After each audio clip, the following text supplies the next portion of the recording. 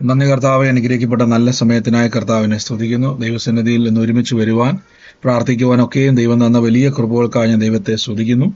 കർത്താവ് ഈ ദിവസങ്ങളിൽ വലിയ കാര്യങ്ങളെ നമുക്ക് വേണ്ടി ചെയ്യുക തന്നെ ചെയ്യും. ഇത് അത്ഭുതത്തിന്റെ സമയമാണ്.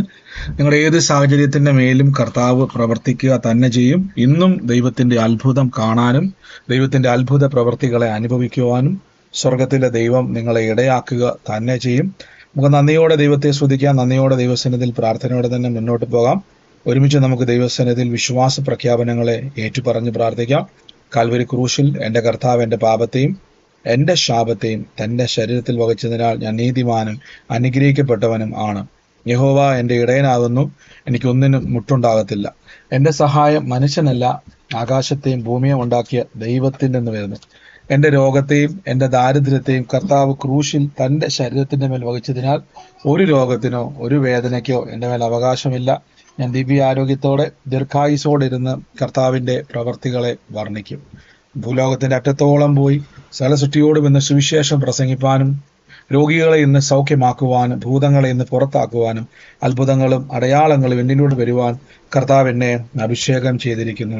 ആമേൻ. കർത്താവിന്റെ ശ്രേഷ്ഠകരമായ അഭിഷേകത്തിനായി ഞാൻ ദൈവത്തെ സ്തുതിക്കുന്നു.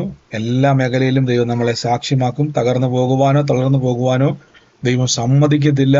ദൈവത്തിന്റെ കൃപ നമ്മുടെ കൂടെയുണ്ട്. 1 പത്രോസ്ലീഹായുടെ ലേഖനം 1-ാം അധ്യായത്തിന്റെ അതിന്റെ 18-ഉം 19-ഉം വാക്യത്തിൽ ഇങ്ങനെ പറഞ്ഞേക്കുന്നത്: വ്യർത്ഥവും പിതൃപാരമ്പര്യവുമായ നിങ്ങളുടെ നടപ്പിൽ നിന്നും നിങ്ങളെ വീണ്ടെടുത്തിരിക്കുന്നത് പൊന്ന്, വെള്ളി എന്നീ മുതലായ അഴിഞ്ഞു പോകുന്ന വസ്തുക്കളെ കൊണ്ടല്ല, ക്രിസ്തു എന്ന നിർദോഷവും നിഷ്കളങ്കവുമായ കുഞ്ഞാടിന്റെ വിലയേറിയ രക്തത്താൽ അത്ര. നിങ്ങൾ കേൾക്കുക, നമ്മളെ വീണ്ടെടുത്തിരിക്കുന്നു. ആ വാക്ക് മറന്നു പോകരുതേ. വീണ്ടെടുക്കുക, അല്ലെങ്കിൽ രക്ഷാ പദ്ധതിയിലൂടെ യേശു ക്രിസ്തു നമ്മളെ വീണ്ടെടുത്തിരിക്കുന്നു. നാം എല്ലാവരും നമുക്കറിയാം, നമുക്ക് വിസിബിൾ അല്ലാത്ത, നമുക്ക് ഇൻവിസിബിൾ ആയിട്ടുള്ള ഒരു ലോകം, നമുക്ക് കണ്ണുകൊണ്ട് കാണാൻ പറ്റാത്ത ഒരു ലോകം നമുക്ക് മുമ്പിലുണ്ട്. നമ്മൾ ഇന്ന് വരെ നരകം ആരും കണ്ടിട്ടില്ല, സ്വർഗവും ആരും കണ്ടിട്ടില്ല, അല്ലേ? എന്നാൽ സ്വർഗത്തെ പറ്റിയും നരകത്തെ പറ്റിയും നമുക്ക് വചനത്തിൽ നിന്ന് കേൾക്കാൻ പറ്റും. സ്വർഗത്തിലെ ഗുണങ്ങൾ, നരകത്തിലെ ശോധനകളെ പറ്റി കേൾക്കാൻ പറ്റും. അപ്പൊ ഒരു പാപിയായ ഒരു മനുഷ്യന്റെ യാത്ര, ആ മനുഷ്യൻ പാപത്തിൽ നിന്നും നിത്യമരണത്തിലൂടെ നിത്യ നരകത്തിലേക്കാണ് അവൻ പ്രവേശിക്കുന്നത്. ഇത് തുടങ്ങിയിരുന്നല്ല, ആദം മുതൽ, ഉൽപ്പത്തി പുസ്തകം ആദം മുതൽ പിന്നീട് അങ്ങോട്ടുള്ള എല്ലാ ജനറേഷന്റെ മേലും ശാപ പാപ രോഗ കഷ്ടതകളിലൂടെ അവൻ നിത്യ നരകത്തിലേക്ക് പ്രവേശിക്കുന്ന ഒരു അനുഭവമാണ്.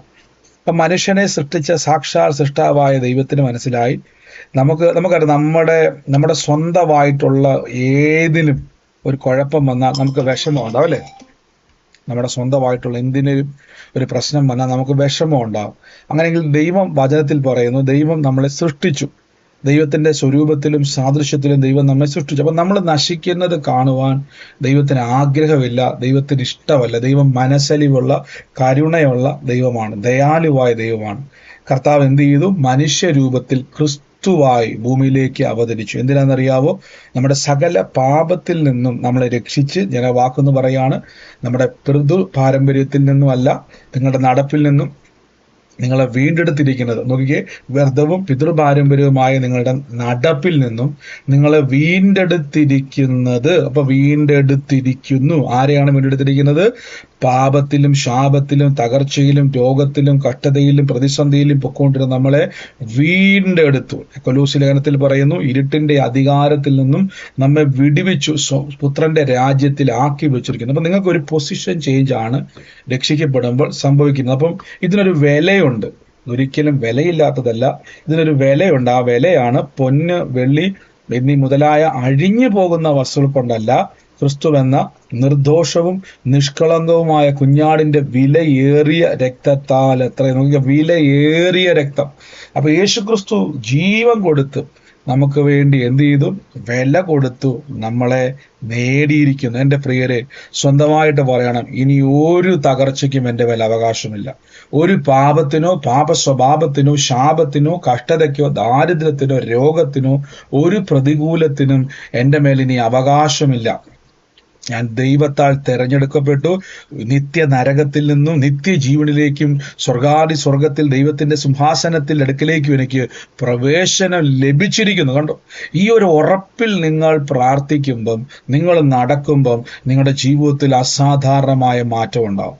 പിശാചിന്റെ ആഗ്രഹം നിങ്ങൾ ഇപ്പോഴും നിത്യനരകത്തിൽ പോകാൻ വിധിക്കപ്പെട്ട പാപികളുടെ ലിസ്റ്റിലാണ്, ദൈവത്തിൽ നിന്ന് അകന്നവരാണെന്ന് നമ്മളെ പഠിപ്പിക്കുമ്പോൾ ബൈബിൾ പറയുന്നു, ശത്രുക്കളായിരിക്കുമ്പോൾ തന്നെ പുത്രന്റെ മരണത്താൽ ദൈവത്തോട് നിരപ്പിച്ചുവെങ്കിൽ നിരന്ന ശേഷം എത്ര അധികമായി നിങ്ങൾ രക്ഷിക്കപ്പെടും. പ്രിയരെ, അതുകൊണ്ട് ഈ ദിവസങ്ങളിൽ മറക്കരുതേ, നമ്മൾ എത്ര അധികമായിട്ട് രക്ഷിക്കപ്പെടും, എത്ര അധികമായി അനുഗ്രഹിക്കപ്പെടും, എത്ര അധികമായി നമ്മൾ ജീവിക്കും. പറയണവേ, ഇന്നലേക്കാൾ ശ്രേഷ്ഠമായിട്ട് ഞാൻ ജീവിക്കും, കർത്താവിന്റെ സാക്ഷിയായി തന്നെ ഞാൻ ജീവിക്കും. ഞാൻ കർത്താവിൽ അനേകർക്കൊരു സാക്ഷിയും അനേകർക്കൊരു വഴികാട്ടിയുമാണ്. ഞാൻ വീണ്ടെടുക്കപ്പെട്ടവനാണ്. എങ്ങനെയാണ്? രക്തത്താൽ വില കൊടുത്ത് വീണ്ടെടുക്കപ്പെട്ടവൻ. നന്ദി പിതാവേ, ഞാൻ യേശുവിന്റെ നാമത്തിൽ അനുഗ്രഹിച്ച് പ്രാർത്ഥിക്കുന്നു. സ്വർലോകരുടെയും ഭൂലോകരുടെയും അധോലോകരുടെയും മുഴങ്കാലൊക്കെയും അടങ്ങുന്ന നസ്രയനായ യേശുവിന്റെ നാമത്തിൽ കൽപ്പിക്കുന്നപ്പ സമാധാനം വാഴട്ടെ, സ്വസ്ഥത വാഴട്ടെ, നന്മ വാഴട്ടെ, പ്രതിസന്ധികൾ വിട്ടുമാറട്ടെ, പ്രതികൂലങ്ങൾ വിട്ടുമാറട്ടെ. യേശുവിന്റെ അധികാരമുള്ള നാമത്തിൽ കൽപ്പിക്കുന്നപ്പ കർത്താവ് ഇന്ന് ഭവനങ്ങളുടെ മേൽ, വ്യക്തികളുടെ മേൽ, ശരീരങ്ങളുടെ മേൽ അത്ഭുത വിടുതലുകളായി, രോഗസൗഖ്യങ്ങളായി സംഭവിക്കട്ടെ. In the name of Jesus Christ. Thank you Holy Spirit, thank you Holy Spirit, thank you Holy Spirit. നന്ദി പരിശുദ്ധാത്മാവ്, നന്ദി കർത്താവേ. പിതാവ്, ഞങ്ങൾ ഇപ്പോൾ തന്നെ ബ്ലസ് ചെയ്ത് പ്രാർത്ഥിക്കുന്നു. അപ്പൊ എൻ്റെ യേശുവെ, ഞങ്ങൾ ഇന്നോൾ പ്രാർത്ഥിച്ച് അനുഗ്രഹിക്കുന്ന കർത്താവിന്റെ കൃപയ്ക്കായി സ്തുതിക്കുന്നപ്പ എന്നുള്ളത്തിൽ നിന്ന് കേട്ടുകൊണ്ടിരിക്കുന്ന ഒരു നിർമ്മല എന്ന് പറയുന്ന ഒരു വ്യക്തിയോട് കർത്താവ് ഇങ്ങനെ പറയുന്നു, നിർമ്മലയുടെ മൂത്ത ആൺ തലമുറയെ ദൈവം തൊടാൻ വേണ്ടി പോവാ. നിർമ്മലയുടെ മൂത്ത ആൺ തലമുറയെ കർത്താവ് തൊടാൻ വേണ്ടി പോവാണ്. അവന്റെ ഭാവിയെ, വഴികളെ അടച്ചത് ദൈവത്താൽ അവൻ നല്ലൊരു മേൽത്തരമായ വാതിൽ തുറന്നു വരാൻ വേണ്ടി പോവാ. യേശുവിന്റെ നാമത്തിലെ കുടുംബത്തിൽ ആർക്കും ലഭിക്കാത്ത നന്മ ഉണ്ടാകട്ടെ. അപ്പം രാജകീയ പൗരോഹിത്യ അഭിഷേകം ഞങ്ങളെല്ലാവരുടെ മേൽ വ്യാപരിക്കുന്നല്ലപ്പ.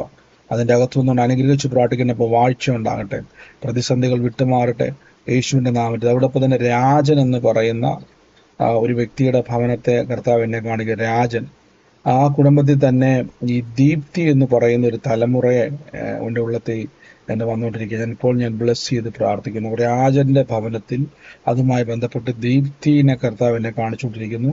ഞാനിന്ന് ബ്ലസ് ചെയ്ത് പ്രാർത്ഥിക്കുന്നു. അപ്പം നന്മയായി തീരട്ടെ, എല്ലാ പ്രതികൂലങ്ങളും മാറിപ്പോട്ടെ. ബ്ലസ് ചെയ്ത് പ്രാർത്ഥിക്കുന്നു യേശുവിന്റെ നാമത്തിൽ തന്നെ.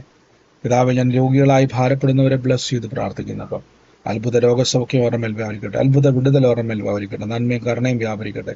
ഞാൻ അനുഗ്രഹിച്ച് പ്രാർത്ഥിക്കുന്നു യേശുവിന്റെ നാമത്തിൽ തന്നെ. ആമേൻ. ഗോഡ് ബ്ലെസ് യു സഹോദരങ്ങളെ. സമാധാനത്തോടെ ആയിരിക്കുക. നമുക്ക് ഒരുമിച്ച് എല്ലാ ദിവസവും ഇന്ത്യൻ സമയം 9 മണിക്ക് നമുക്ക് പ്രാർത്ഥനയുണ്ട് സൂമിൽ.